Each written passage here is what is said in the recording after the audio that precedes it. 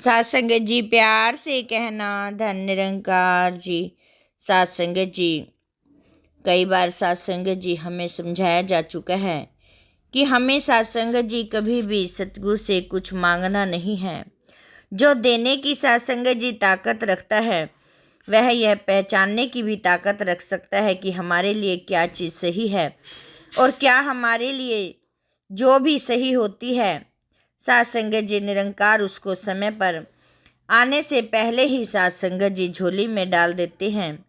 ऐसा ही सात संगत जी कुछ जो अब समागम गया है, अभी सात संगत जी आने वाले समागम पर पहुँचे हुए सात संगत जी एक परिवार के साथ भी सात संगत जी ऐसी चमत्कार हुआ, ऐसी घटना घटी कि सात संगत जी एक मध्य प्रदेश के एक छोटे से गांव में रहने वाला यह परिवार सात संगत जी सतगुरु बाबा जी से जुड़ा हुआ। इस परिवार का सात संगत जी जो मुखिया है वो बुजुर्ग बहन जी हैं और उन्होंने सात संगत जी बाबा जी से ज्ञान लिया हुआ था। सात संगत जी करीब करीब उनको 30 साल हो चुके थे ज्ञान लिए हुए। जब सात संगत जी बाबा जी ने उनको ज्ञान दिया, वो अपने पति के साथ साथ संगत जी उन्होंने अपना ज्ञान जब लिया, उनके पति ने भी सात संगत जी चोला छोड़ दिया था। और सात संगत जी इन बहन जी का एक बेटा है और इनके बेटे बहू की शादी के बहुत साल बाद पोते का जन्म हुआ। लेकिन सात संगत जी दुर्भाग्यवश जब इनका पोता 8 साल का हुआ तो एक दिन वह खेलते खेलते गिर गया और उसकी टांग में बहुत ज़्यादा चोट लग गई।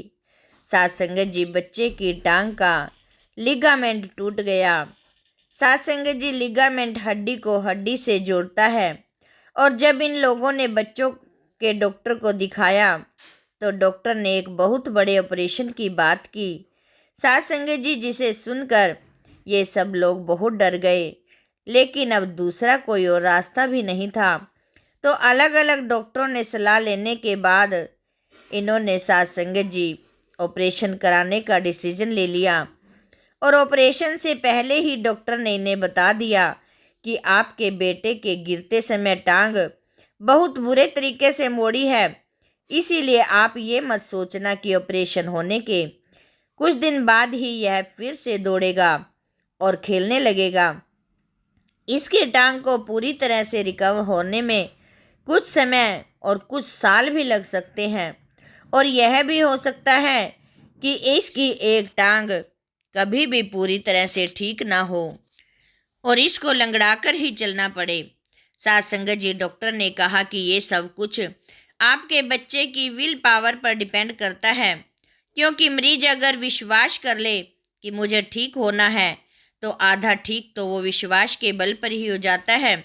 लेकिन आपका बच्चा अभी सिर्फ 9 साल का है तो उसमें इतनी समझ भी नहीं होगी, लेकिन अगर आप अपने बच्चे का हौसला बढ़ाएंगे तो यह जल्दी रिकवर कर लेगा।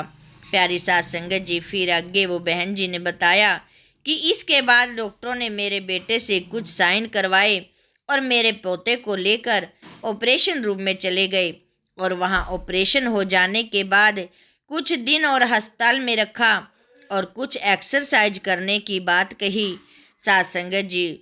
और उन्होंने कहा कि हमने डॉक्टर के कहे अनुसार सब कुछ किया, लेकिन 6 महीने बीत गए जाने पर भी पोते की एक टांग ठीक नहीं हो पाई और उसकी टांग में चलते चलते सात संगत जी बहुत दर्द होता था, जिस वजह से उसको किसी सहारे की जरूरत पड़ती थी।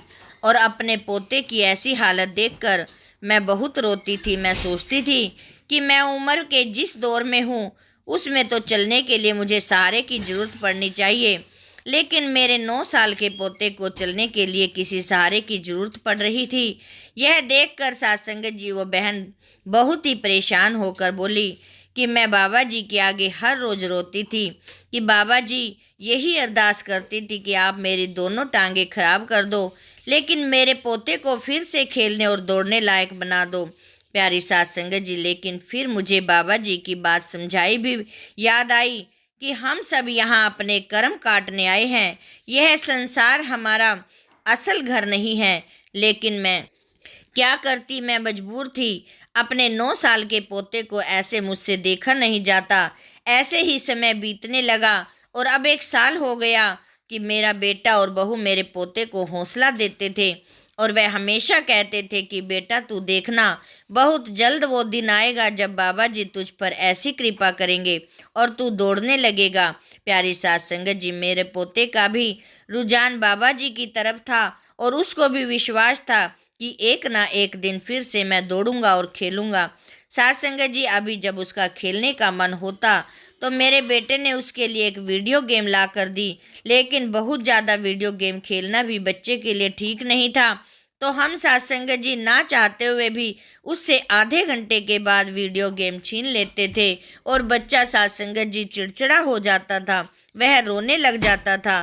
सास संगत जी, स्कूल से आने के बाद भी दूसरे बच्चे खेलने के लिए गली में इकट्ठा होते, लेकिन मेरा पोता सबका मुंह देखता रह जाता और वो नहीं खेल सकता था।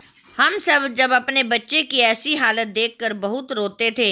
एक बार प्यारी सास संगत जी, अभी जब समागम का समय आया तो सेवा दल की बस वहाँ से चली सेवा करने के लिए। तभी प्यारी सास संगत जी, हमने अचानक ही मन में ख्याल आया कि क्यों ना हम वहाँ पर सेवा पर चले जाते हैं। पहले सास संगत जी हम सेवा पर आए, 1 दिन की सेवा की, तब भी हम अपने पोते को सास संगत जी साथ लाए और फिर समागम पर आना हुआ। सास संगत जी, हम सब ने प्लान बनाया और सास संगत जी वहाँ पर ही आ गए। सास संगत जी जब वहाँ पर गाड़ी से उतरे तो सास संगत जी मेरा बेटा मेरे पोते को सहारा देने लगा। तभी प्यारी सास संगत जी की दादी ने कहा कि अब बेटे को सहारा, सास इसको नीचे ही चलने दो। सास संगत जी जब उसने गोद से नीचे उतार दिया, थोड़ी दूर तक सास संगत जी सहारा देकर चलाया। अभी तक तो सास संगत जी हम पंडाल में भी नहीं पहुँचे थे तो सास संगत जी उन्होंने बताया कि पंडाल से पहले ही बेटा कहने लगा, सास संगत जी की पिताजी मुझे नीचे उतार दो और मैं खुद, मुझे कोई सहारे की जरूरत नहीं, मैं धीरे धीरे खुद कोशिश करूँगा। प्यारी सास संगत जी, कहाँ वो 1 कदम भी नहीं चलता था, उसने 8-10 कदम अपने आप चले और फिर थोड़ा आगे सहारा लेकर खड़ा हो गया। थोड़ा सा रेस्ट करने के बाद फिर उसने कोशिश की और सास संगत जी वो पंडाल तक कुछ दूर तक पैदल चल पड़ा। प्यारी सास संगत जी, वही एक चमत्कार हुआ कि समागम पर पहुंचने के बाद ही बच्चा सास संगत जी बिना सहारे चलने लगा। प्यारी सास संगत जी, आज समागम को 15 दिन ही हुए सास संगत जी, तभी प्यारी सास संगत जी वो पोता ठीक से सास संगत जी चलने लग गया। प्यारी सास संगत जी, ये विश्वास की कृपा होती है। जहाँ पर सास संगत जी हम अपने सतगुरु पर विश्वास कर लेते हैं तो सास संगत जी हमारा कोई भी कितनी से भी बड़ी से बड़ी परेशानी क्यों ना हो, अपने आप ही प्यारी सास संगत जी वो सुखदाई बन जाती है।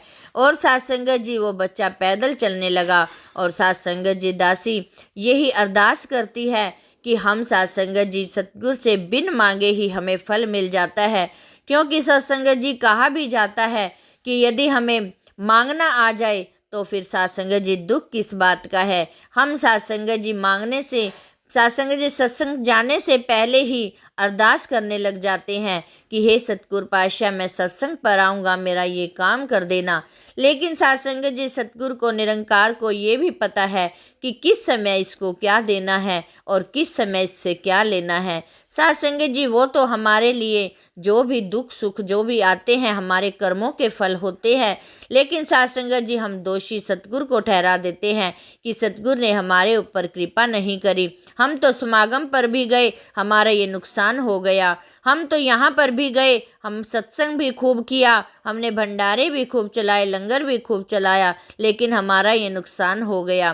प्यारी सास संगत जी, जो हमने लंगर किया उससे सास संगत जी हमारे आने वाले कर्म हुए, या फिर सास संगत जी जो हमने पिछले ज़्यादा बुरे कर्म कर रखे हैं उनका ही सास संगत जी थोड़ा सा उसमें अंश कम हुआ। सास संगत जी हम ये ना सोच लें कि हम लंगर करते हैं तो हमारा काम बन जाएगा या फिर सास संगत जी हमारे भंडारे भर जाएंगे। सास संगत जी सतगुरु जिसको जितना चाहिए उतना सास संगत जी ज़रूर देते हैं। यदि सास संगत जी हम मांग कर ये फरमाइश कर कर जाते हैं कि सतगुरु मेरा ये काम कर, मैं तेरे समागम पर आऊँगा। साध संगत जी हमारी गलतियाँ हैं। साध संगत जी उस बच्चे की टांग ठीक हो गई। ना तो साध संगत जी उन्होंने कभी ये मांगा कि मैं समागम पर आऊँगा, और ना ही साध संगत जी इस चीज़ का कोई उन्हें फिर हुआ कि हमें सतगुरु कुछ नहीं देता। आओ साध संगत जी हम सतगुरु के साथ अपना विश्वास बनाएं। साध संगत जी विश्वास पर ही साध संगत जी दुनिया टिकी है। आज यदि विश्वास है तो हम साध संगत जी अपने कर्मों का भी दूर, साध संगत जी कर्मों को भी संवार सकते हैं, और साध संगत जी में विश्वास है तो हम अपने दुख को भी दूर कर सकते हैं। आओ साध संगत जी दासी अपने लिए भी यही मांगती है कि दासी को भी विश्वास बनाए रखना, सेवा सिमरन सत्संग हमेशा साध संगत जी जोड़े रखना। यही साध संगत जी दासी की अरदास है, यही विनती है। साध संगत जी दासी से बोलते समय बहुत सारी गलतियां हो जाती हैं। अनजानी बच्ची समझकर दासी को क्षमा करना, और साध संगत जी दासी के साथ जुड़े रहना, ताकि साध संगत जी दासी आप जी का आशीर्वाद ले सके। साध संगत जी प्यार से कहना, धन्य निरंकार जी।